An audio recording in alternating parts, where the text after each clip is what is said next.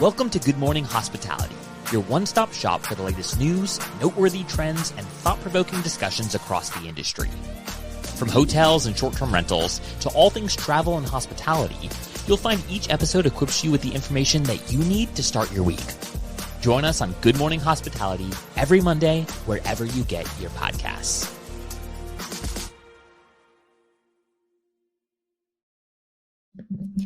Good morning. Good morning. How we doing? Happy Monday. Best day of the week. Happy Monday, everybody. We're back. We're going to have a good holiday weekend. Find all the Easter eggs. Yeah, I found all of them. Well, I wanted to start the show with a little anecdote for all the operators out there who deal with crazy people. I started my Easter Sunday by responding to a housekeeper saying that there were crawfish all over the rooftop of a building next door to our building. Come to find out, we had a group of people who had a crawfish boil, and they threw all of those crawfish on our rooftop terrace, and then it's all over the alleyways, and then all over the building's roof next door. And I just don't understand why that was a necessary thing. And so I started Easter Sunday with a guest eviction. Thankfully, they went quickly. I was like, you gotta go. And they're like, you're going to keep my money for today? I'm like, yes, I'm definitely going to keep your money for this extra night. I'd be crazy that I wasn't invited because crawfish boils are delicious. Yeah, they are. Where was the invite, bro? Where was the invite? Would have kicked you out if you brought, asked me to come and join. It was so funny because they were like, I don't know it wasn't me. I'm like, well, you're responsible for whoever you bring in here. So, you're the only possible people that could have done this from like where this is all positioned. It's literally like a trail leading from the door. It's like I have heard crawfish prices have come down this year significantly. Last year there was a shortage. So there was, yes. We're back. We're back, crawfish. So just don't have them at our properties. And don't throw them from the roofs. Just don't throw them. Yeah. No food fights. No food fights. Just leave the place better than when you found it. That's all we asked, Yeah.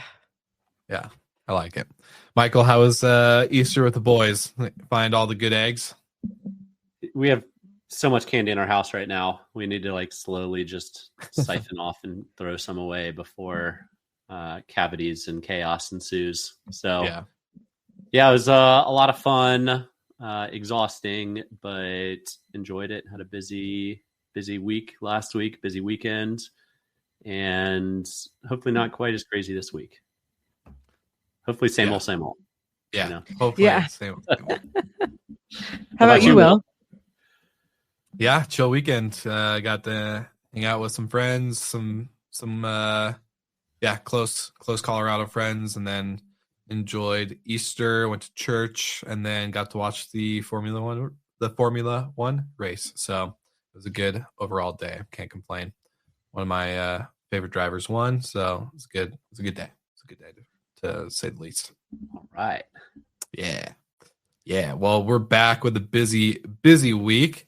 So let's jump in. I think we got a couple stories around Airbnb, and it's been a hot topic on Instagram and LinkedIn as many quote unquote super hosts are freaking out. But it's a fun new policy, quote unquote change, they're calling it, but it's never really a change. It's something they're just reinforcing a little bit more to start off with Airbnb enforcing their off platform policy even harder. So if you're trying to get a guest to pay off platform or to book or rebook and cancel and do all these fun tactics to save, a little percentage here and there, you're going to get in trouble. Get a big slap on the wrist. So, Brandy, love to maybe jump in with you. What do you think about this quote unquote new policy? Yeah, I mean, I think it's just more of them catching up with, as they create rules, everybody figures out their tips and tricks around the rules, and then they come back and they figure out a way to squash those tricks. And this has just been going on for a while. This is the latest iteration of it. I think that's just, it's a another reminder to diversify your channel mix, because when you see these changes that a platform makes and you're like, wow, I wish I had more control over that, or that's unfair. It's like they control the customer. So don't leave all of your inventory in their hands. But I know there was a lot of like noise about this, especially like in our little LinkedIn bubbles, but it's a policy from one of the big players, and I don't really think it's that shocking. And so there's still ways that you can collect guest information when they've reached your property. But Airbnb is trying to, crack down on all of that. And there's different, you could use StayFi to collect vendors through Wi-Fi. You could use your guidebooks, and there's certain guidebooks that I think are still like approved vendors from them. So there's still ways around, the policy. It's just they're wise to some of the tricks that you've been using. Yeah, and we talked a little bit before we went live. I mean, in the early days of a marketplace, you can game things so easily. But as you move later stage and sophisticated, it's much harder to do. And, that leakage is millions and millions of dollars for Airbnb. So if they bring you the customer, pay them. That's their job. That's your contract with them. But I've heard Rizzolio over at Vrbo say a number of times, our job is to bring you the customer the first time. Your job is to keep them. If you don't do a great job, if you don't keep them, they're going to come back to us, and we're going to start the cycle over and over again. And I think that's a very pragmatic approach. And not everybody's going to go back to the same market or whatnot. And there is no global brand outside of Airbnb, Expedia, and Booking. So unless you're going to the same market over and over again and booking direct, then you are probably shopping on the OTAs. So I'll ride the fence a little bit. Don't bite the hand that feeds you, but at the same time, be smart on the back end and deliver a great experience. Gather guest information through Wi-Fi or passwords or perks and benefits that they can sign up for to return and book direct. But I think it's a whole lot of nothing. And Vrbo is a PR machine. I think they chose their wording very wisely on their release to be somewhat vague and somewhat instill fear. But I mean, the worst thing possible that you could do is have your business shut down by Airbnb, because let's be honest, right now, they're probably at least 50% of everybody in the industry's business. So be careful, because they will shut you down. Yeah. And they won't think twice about it. 100%. I was going to say the one thing I saw a lot of people like kind of freaking out on Instagram around this policy. What does this mean for the, vendor tools, et cetera, like you were listing out, Brandy.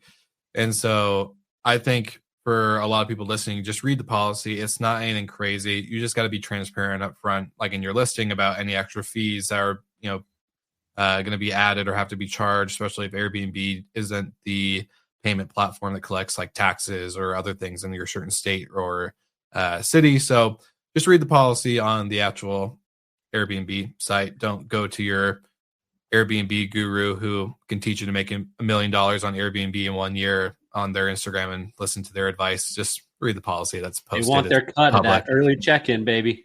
Yeah, 15%. Well, that's so I will say that there's like there's like an annoying part to this, like extensions, and late checkouts, early check-ins, like depending on your PMS, doing that could be more or less difficult. So it could be just easier for you to like do it in your PMS, send them a link to pay, especially if they're doing an extension. I mean, I'll be honest, if someone came to us from Airbnb for 2 weeks and is deciding they're going to stay for another month, I'd love to just not take that through Airbnb. And then for early check-ins and late checkouts or 1 day extensions, again, depending on your PMS, that can be really a kind of a pain if you have to do it like through Airbnb. So there's definitely some annoyances here, but at the end of the day, kind of like moaning and complaining about it isn't really they're not going to And never in like history have they been like, actually, you know what? Because all of you bitched on LinkedIn, we're gonna go and change our policy.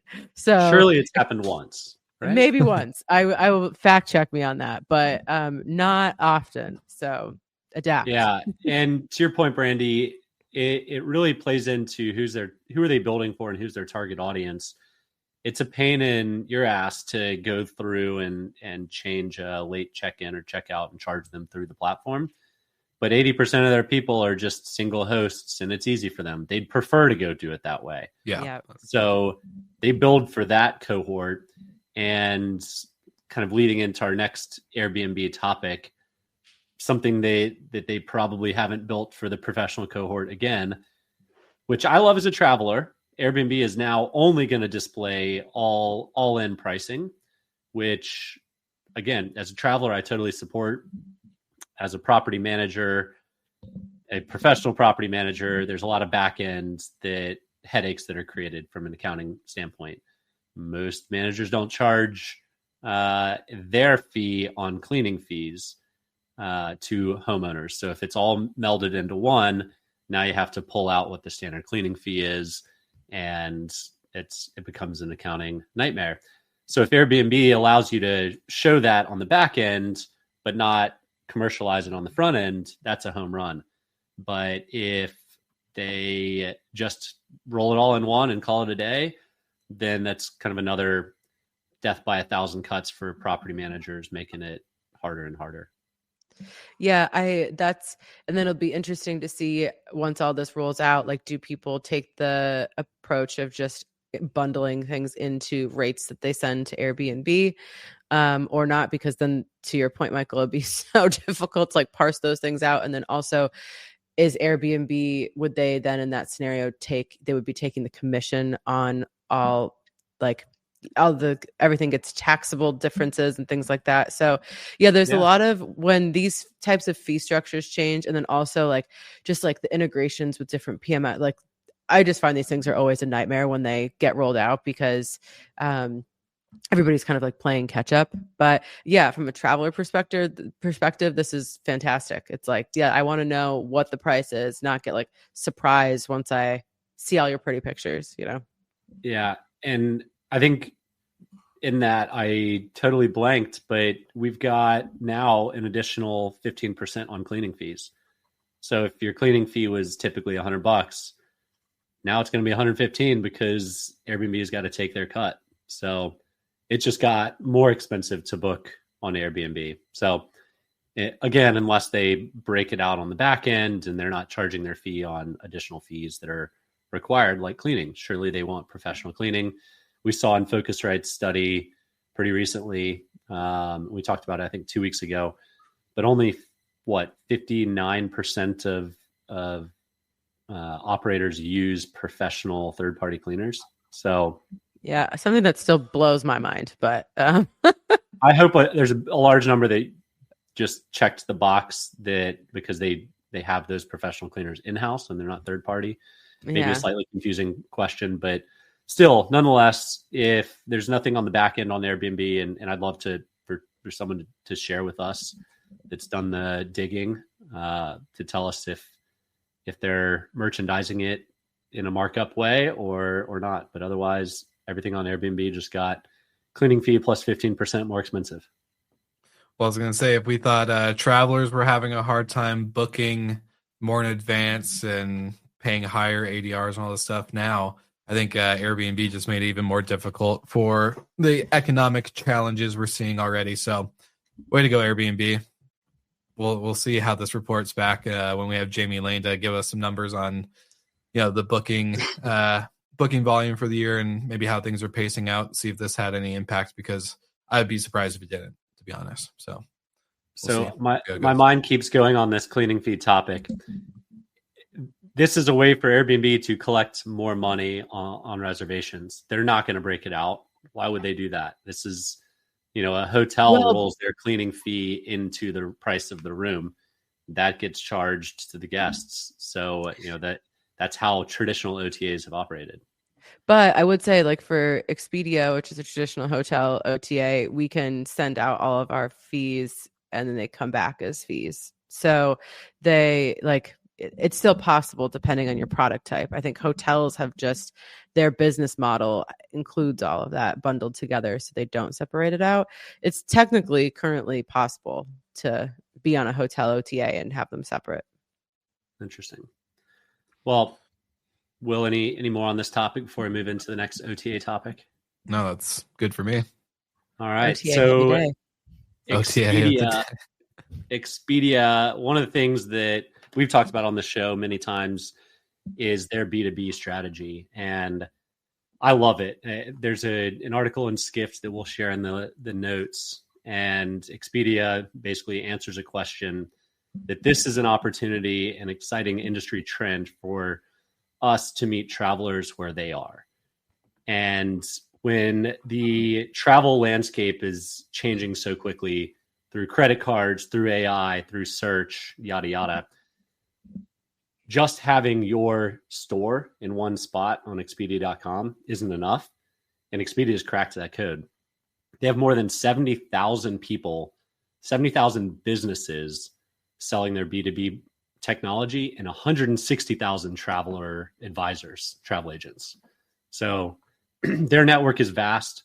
This strategy, I think, is future proofing for themselves. And I know Booking has a pretty good and robust program. I don't think Airbnb does. And this could be something that they have to figure out pretty quickly as AI and search within AI takes hold. They're going to have to figure this piece out because you have to meet the traveler where they are. Yeah, I think this, I mean, we had an example of this. I didn't realize yet that our properties, you could find them on Chase Travel because Chase uses Expedia. And so that was great. Just like I interacted with the guests who would come in. Now there are some like kinks on the back end, like on our side, it looks like they come from Expedia, and so everything is getting sent to them. But the traveler wasn't receiving any of the information. And then when they called Chase, they said that we had to call the hotel, but then we didn't have any of their information to verify them. So luckily, I like saw the guest, but there is this kind of disconnect of like who is in charge of communicating with the guest. Because if you're that guest, you're like, okay, do I talk with the credit card company that I booked, or is it Expedia, or is it the hotel? So. But like those kind of like kinks aside, I really love this, especially as, you know, everybody's obsessed with their credit card points and using those. And we've talked about that a lot recently. So I love this. I think it's a great strategy, and it is, I think Expedia, it's definitely winning this game. I don't know if booking.com is connected to a credit card company yet. But that's definitely the play. Yeah, I've seen both Booking and Expedia connect with different credit card companies. And I think Hopper might still be in some regards, but I think this is an opportunity for Airbnb to really step up and figure stuff out quickly, because this is the changing landscape. And maybe that's what's behind the scenes. You know, they did that big buyout of an AI company a couple years ago, and like $200 million. So maybe that's the direction that they're going to take it. But I just don't know. It's going to be an interesting path. Yeah, they just doing short-term rentals and not having merchandising on third-party platforms could create problems for them down the road. Yeah, right now there's a lot of reliance on just being such a household name and like being kind of like the brand if you're going to book a home. But as we've been talking about kind of like ad nauseum for the last year or so, like these two spaces are blending together, and, you know, you're going to be able to book all the same things on all the same platforms. So how can you do that more, like, you know, most easily? It's probably going to be through your credit card or something like that. And I think it's interesting. Was it this year or last year? I don't know, my sense of time has gotten all messed up, but where some executives were kind of criticizing leadership at Expedia for focusing on B2B too much. And it's like, no, that's probably one of the best ideas they've had. That's a great focus. Yeah, and their new CEO, I say new, in the past year or so, came out of this line of business. So, you know, it's an area that's of importance to the board, and it makes total sense. And as a third party, call it platform, if I wanted to leverage Expedia's inventory at the tip of your fingers, you have 750,000 properties, hotel properties available worldwide, 500 different airlines, and 220 different activity companies. So just an absolute monster, just giant sitting there waiting for you to go find the end user. So Expedia essentially gives up half of their commission to the booking partner, the travel portal. And from that, you can, as if you have the guests, if you have the travelers in that network, you have access to every property in the world and earn a commission on it. So, I mean, I think anyone who's ever tried chasing supply and adding it for Airbnb or Booking or Hopper or whatever knows that it takes a lot of time and a lot of man hours and resources go into adding new properties. This is kind of a one-stop shop. So, yeah. I think so. We were trying to figure out how to get on like American Airlines, like their version, like all their hotel selections. And you can only do that through Agoda right now. But Agoda is very difficult to work with, at least from our perspective. And a lot of the connectivity partners like aren't working with them anymore, or it's not being, supported.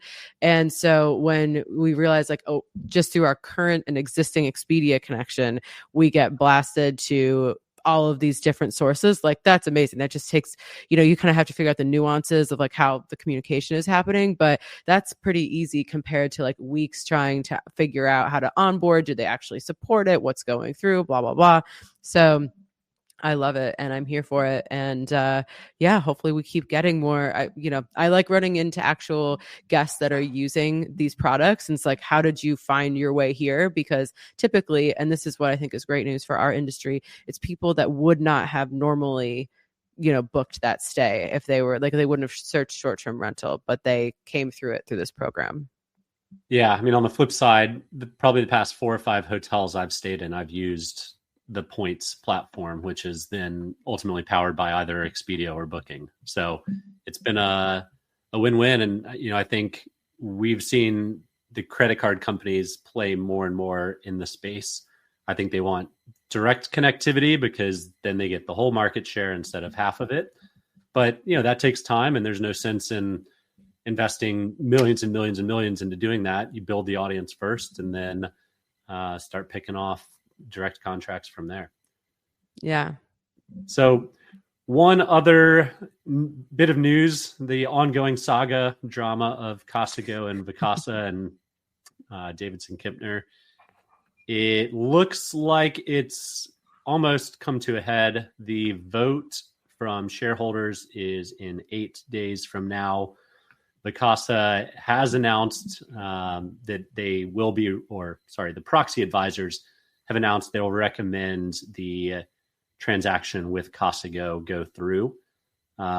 So it kind of feels like the end until a lawsuit comes, because inevitably it seems like it's heading that direction.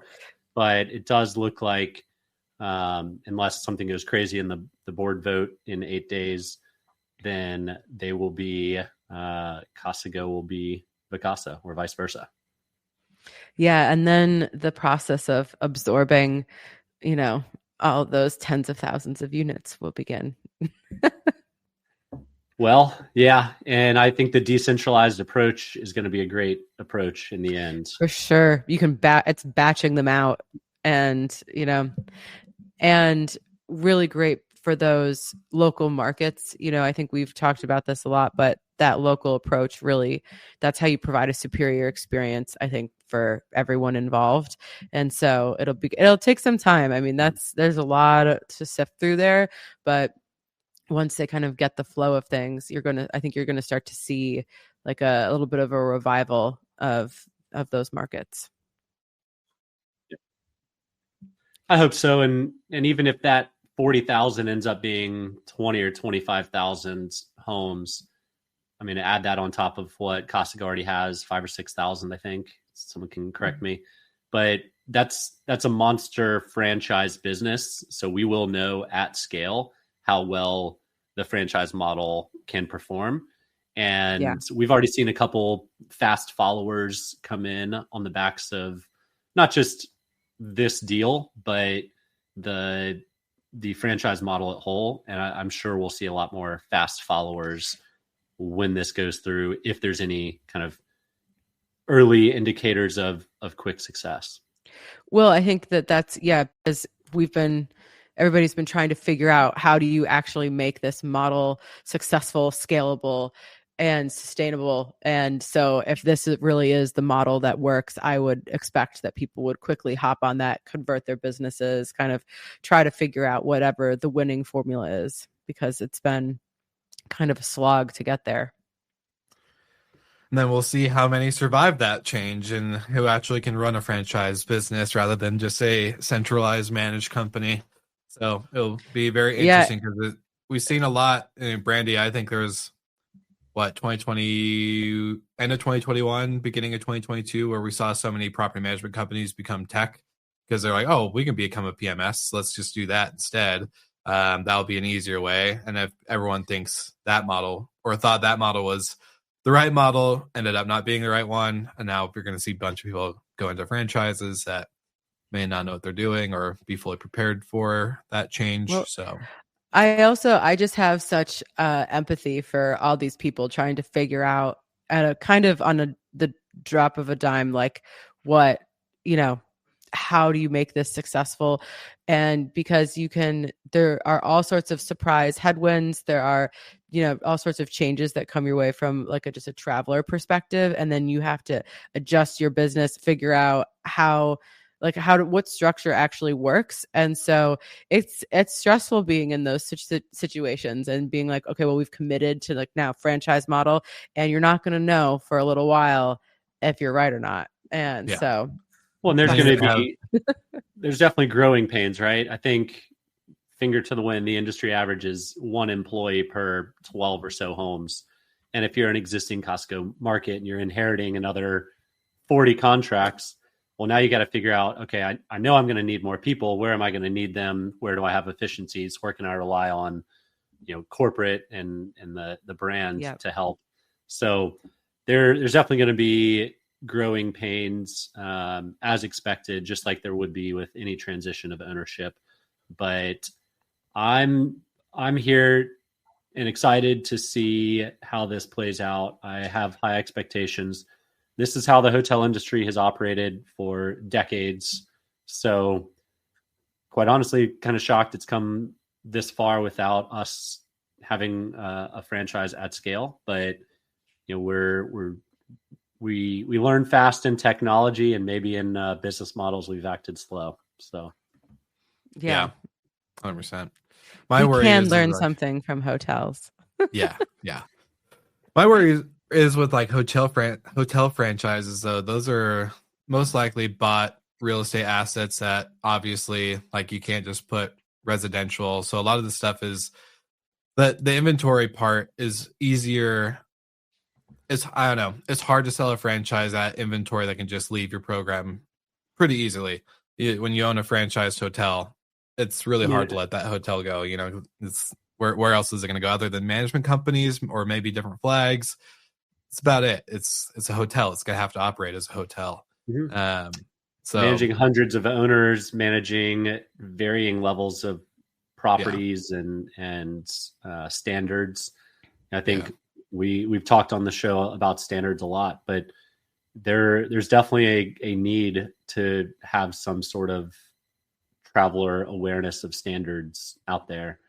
And I think the first that can do that is going to succeed in a big way. Yeah, 100%. Yeah. Do you have to go to these former Vacasa owners and say, your house does not meet our standards? It's like, do you sacrifice revenue or do you just, that's like, I think that's where we find the pitfall with standards sometimes. So we shall see. It's getting the majority to follow suit and saying this is the right standard. This is high quality enough to become a standard. This is, I don't know, finding a way to differentiate yourself and to actually, I think it's great to draw that line in the sand, especially with owners. It's like, hey, I'm not going below this type of quality. I'm not going below this type of communication standard. I'm not going below this. If you're not okay with that, you want to go with a cheaper company or a company that wants to be less formal or less put together with these policies, great, fine by me. Be on your way. But I don't know. Well, That's just me. It's almost I'm probably halfway in between you two, but I think the rising tides will raise all ships. We create a standard, and now some of these lower end properties will start to adopt those standards because they are lower in search rank. They're not getting as many bookings, blah, blah, blah. They want to elevate their properties. And that's what you see in hotels. You switch from a Best Western to a Holiday Inn, you level up your service, your interiors, your FF&E, and convert that property into, from a 3-star to a 4-star or a 2-star to a 3-star. So you just want to level up, but it's going to take establishing that level, that standard first before you see other properties start to move up the chain. Yeah. You right. You could be right. We'll see. We'll see it play out. We'll find out. We'll find out for sure. Well, fun episode, fun Monday post Easter. What's up this week? Anything exciting? Anything we should know about, or same old? Jazz Fest coming up, and I actually get to go because I'm here. So Wow. I'm going one day. We're going to see Lil Wayne and the Roots, which I think is going to be really good. Yeah, that'll be fun. Wayne's going to be awesome. I'm jelly. Yeah, I don't have anything like that. We've got our rezoning hearing on Wednesday, so wish us luck. It's definitely not Lil Wayne in New Orleans, but no. It could get rowdy. We'll see. Different kinds of rowdy. Well, if this tells you guys how my entry into 30 is going, last week I had bought tickets to a concert. Doors open at 10 p.m. I was like, all right, it's a Thursday. 10 p.m. It's not that bad. Bedtime's around 8:39, so it'll be a little past my bedtime. Guess what? Homeboy has dinner. I put on a TV show, fall asleep at like 7:30. Even had alarm set. I had alarm set for like 9:30, all the way up to like 9:50 because doors don't open till 10. Opener you can miss for a little bit. But then, I woke up at 1 a.m. and my buddy had like called me and texted me 1,000 times who I had his ticket. So ended up not going. Apparently 10 p.m. is too old for me. Or too late for me. So I'm getting up there in the age. Man. So trying to enjoy these concerts. Man, like I would love to go to Lil Wayne, but I need him to be like 8 o'clock. 9 o'clock. Yeah, 30 hit you hard. It was like, oh shoot. So we'll get a concert in there one day, but it's a good time. Anyways, shout out to Paul Manzi, who is always tuning into the live every Monday.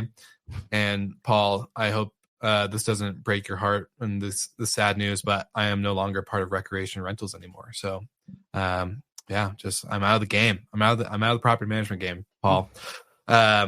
So keeping my hands clean. But good episode. You guys have a great week. So excited for all that you're doing. More excited for Brandy than anything, but just keep it there. All right. So for all the morning people, tune into our shows on Tuesday, Wednesday, and of course Thursday for Good Morning Europe, Good Morning Hotels, and of course Good Morning Outdoors, the newest segment of the show. Like and subscribe, and you can go to our website to get on that newsletter train. So until then, we'll see you guys again next week.